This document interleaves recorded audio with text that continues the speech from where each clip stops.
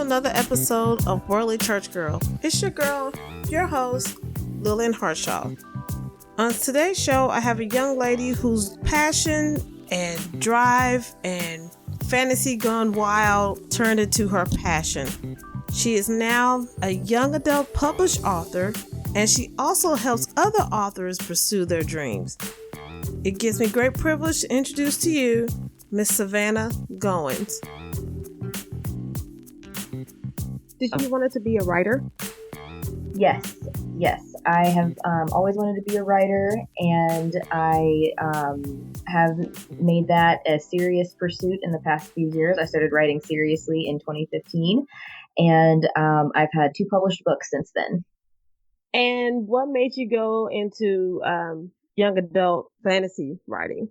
So I think I picked young adult because that was an age where I enjoyed reading the most. I liked, escaping into other worlds to get out of, whenever, teenage years are not always the greatest. So it's nice to just escape and, go other places where I could be by myself and just enjoy, other worlds and magic systems and stuff. And fantasy, I really love talking animals, actually. That's the biggest thing in fantasy for me is talking animals. I love that, always have. And also just made up scientific laws or made up fantasy laws, like how magic systems work, how, the rules and things that make those things, unique and different. What is the title of your book series? So the title of the book series is the Odin Terrador trilogy. That's the place where it starts and the place it will probably end, because it's kind of a journey story. They go to lots of different places. But the first book is called the Gwythinian, which is a made-up word. And the second book is called the Crevibanian, which is also a word that I made up for the fantasy series. That's pretty good, coming up with words like that. Thank you. Yeah, it's a lot of fun. Actually, they sound realistic. Yeah, they sound more realistic than anything. Yeah. So what inspired you to write these series? So the Gwythinian was a book I got the idea for actually a long time ago. I was 14 and I was driving with my parents down to visit my grandparents. We were driving down from Indiana to Georgia to visit my grandparents down south. And we would drive through Tennessee on this mountain where there were all these big frozen icicles, really 4-foot long giant icicles. And I thought it'd be really cool if there was a kind of animal that was able to look through, basically like scrying. I didn't know that scrying was a thing, but look through water or ice and be able to see into other places. And that was how I got the idea of the story. And because I was really into Lord of the Rings, I thought I would be super original and have magic rocks instead of magic rings, because nobody's ever done that before. And then as I was working on it and working on the characters and the plot, I spent a long time, coming back to it and then getting stuck and going away for a few months, coming back to it. And when I started writing it more seriously, I remembered a time that I was at a conference. It was a young Christian women's conference, and I was 12 or 13 at the time, and they were talking about purity. And there was a girl that they had a question part at the end, and this one girl came up and she asked if you would still be pure if you had been raped. And she it was such an emotional thing. It really stuck with me for forever. And so I ended up kind of writing parts of the story for her. I don't know who she was. I've never seen her since then, but it just touched me so much that she asked that and then burst into tears in front of everybody. And I just wanted to give her a hug so much. So I've kind of written some of the deeper parts of the story for her and for other people who have been through some really rough things that it's hard to address those things, but I like the idea of trying to address them in a fantasy world where, it's taking on real things, but it's in a different setting. What happened in your life you feel drove you to write this story besides the trip, with your grandparents? So,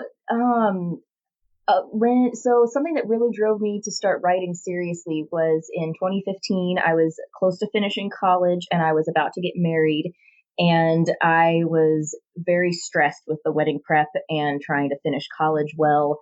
And it was a very stressful time, and all the things I needed to do, like plan the wedding and study, were things that it was like that, how you sometimes get you have so many things to do that it's so exhausting you just don't want to do any of it.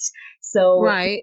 I was excited about getting married. I was excited about school. I loved everything I was learning in college, but I was exhausted of all those things just piling up and it being so much. So I ended up um, getting back into writing somehow when I had absolutely no time for it. And because I didn't have time for it, it was like I was getting away with something.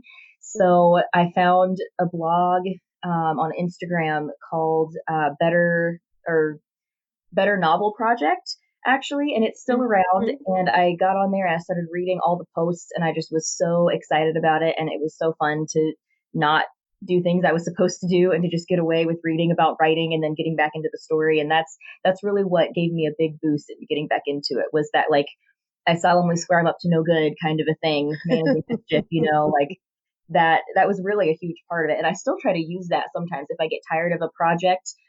I'll try to like give myself a little time to kind of cheat and go work on a different project for a little bit because that it's just fun. Okay. Yeah. Now, I do have. Now, how do you find that time?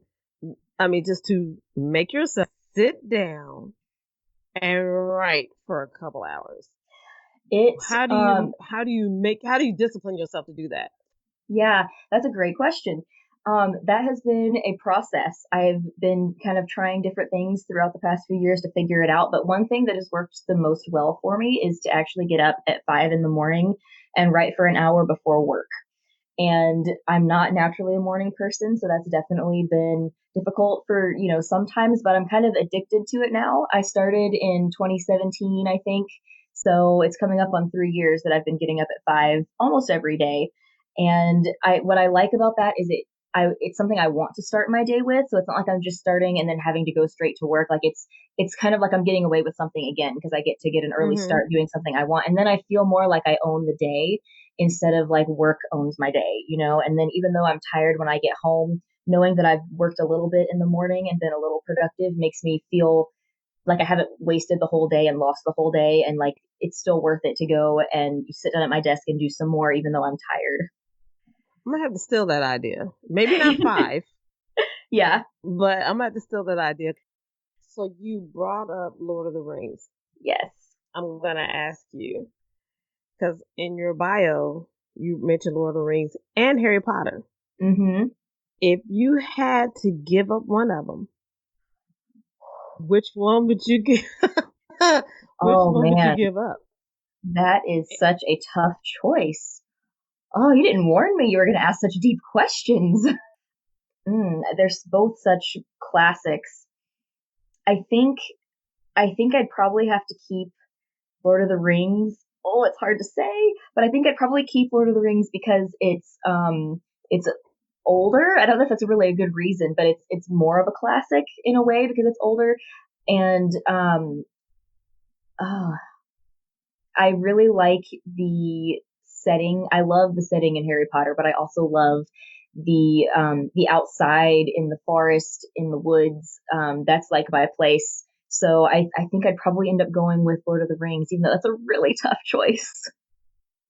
Which movie series did you like best of Harry Potter or Lord of the Rings? Mm. Oh, that's another tough one. Oh gosh. Oh, I might go with Lord of the Rings again, just because I think the if I'm remembering correctly, I think the effects are a little bit better in that one than in Harry Potter. Is Lord of the Rings newer? I'm not sure, but it's also like in the woods and in the trees, and like I Mm, like that setting. So it's a really tough choice, though. I do love the Harry I Potter movies. Well, yeah. probably another factor would be I didn't read the Lord of the Rings books before the movie, so I automatically loved the movie versus I read all the Harry Potter books before the movies, and then because I had read the books and loved the books and also listened to the audiobooks before I saw the movies, I could see all the things that they cut out and changed to fit the movie, which I understand why they do that, but the book is always better than the movie, they say. So yeah, that's That's probably true. another thing. Yeah. Okay, so I also read in your bio that consider yourself the biggest dark chocolate fan ever. Yes. Yes, I love dark chocolate so much.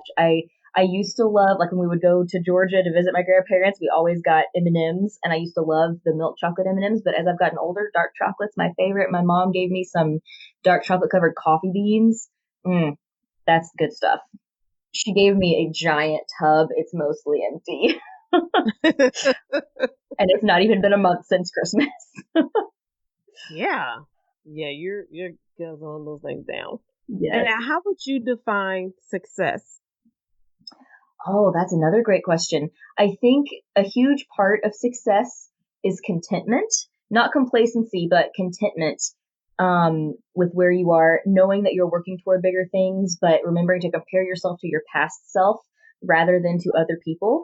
I know a big thing for me last year, I got really jealous of a couple of people and almost tried to really avoid them because I was so jealous of them. But I realized that was stupid, and I was better off being friends with them and developing good relationships with them as other writers and friends. And I actually did have the opportunity to do that, and I'm so glad that I did, because comparing yourself to everybody else around you, and some people have way more books published, or some people have way more followers than you online, or have a more successful business, like in that it brings in more money or whatever. But it's just not, you're not going to get successful comparing yourself to other people. Like, you may want to see things that you want to strive for, but the fact that other people are better than you in some ways is something that is just, you just have to kind of be content with that, because that's just how life is. But I think a big part of success is making goals and doing everything you can to achieve them, and also remembering to enjoy the little victories along the way. And success is kind of a process. It's not really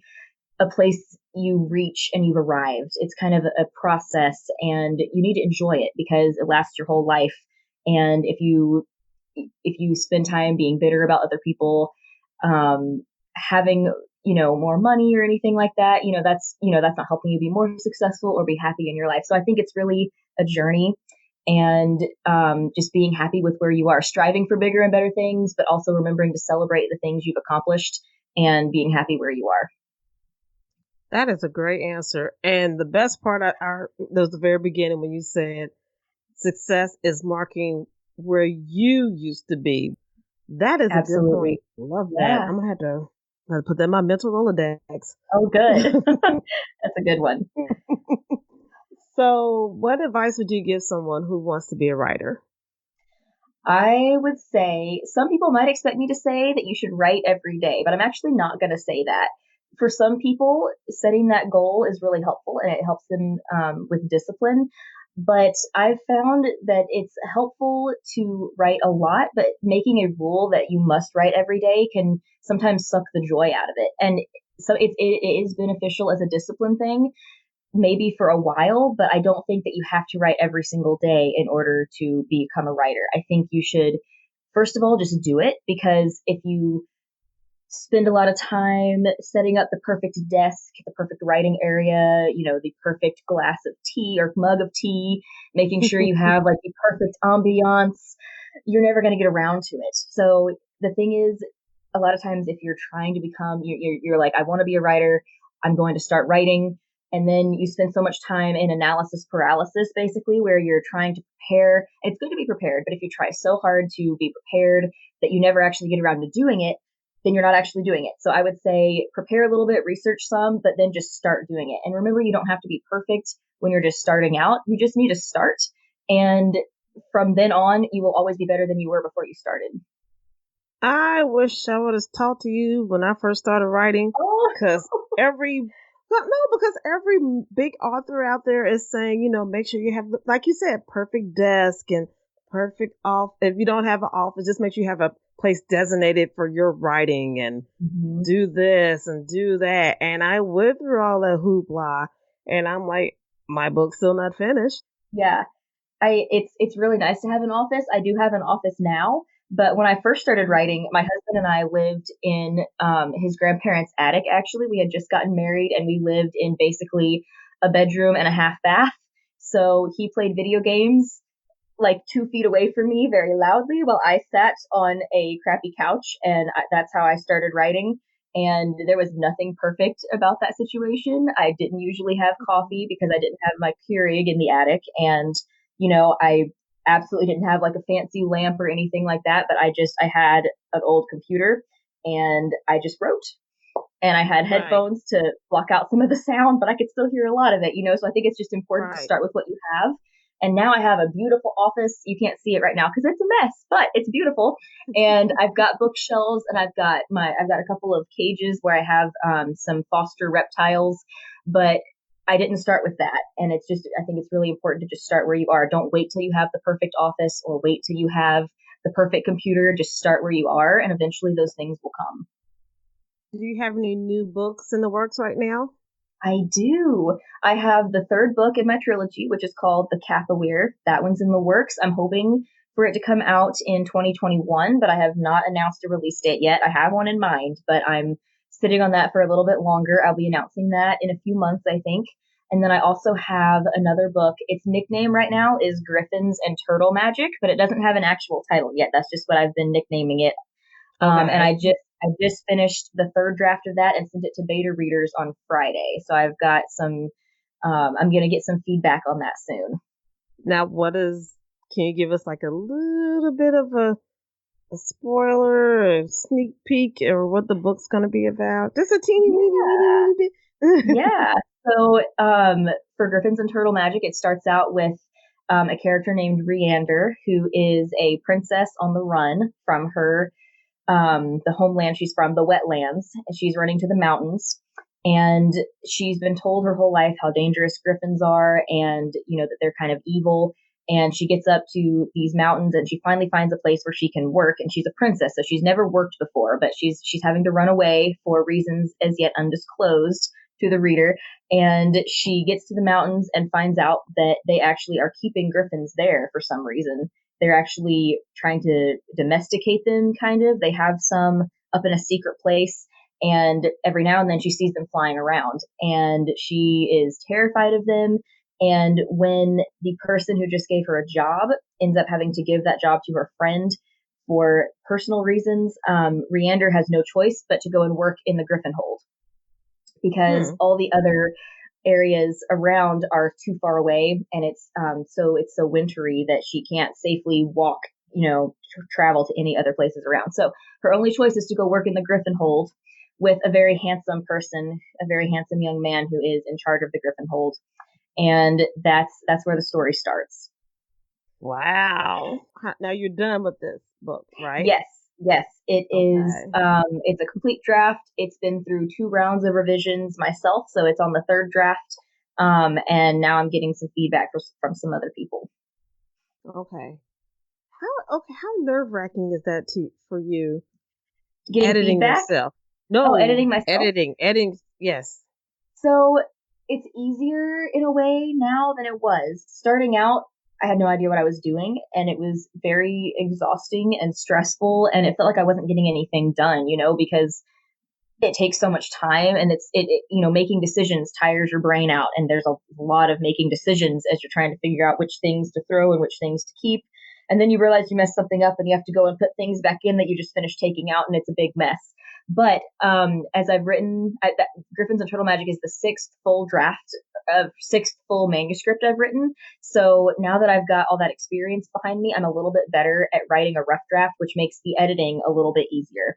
um, but the thing is to just push through it. I know that's not like fantastically inspirational advice, but the only way you can get through it is just to push through it. And I think if you can set a goal for, you know, you have to learn, it's something you have to learn about yourself. You don't just know it's going to take me so long to edit this book, but if you set yourself a goal and then, you know, you have like some checkpoint goals to keep yourself on track so you don't end up getting way behind, see how that works. And then if that, just learn whether what you tried works. And if it doesn't, you can add yourself a little more time or a little less time. You can try to get an accountability partner.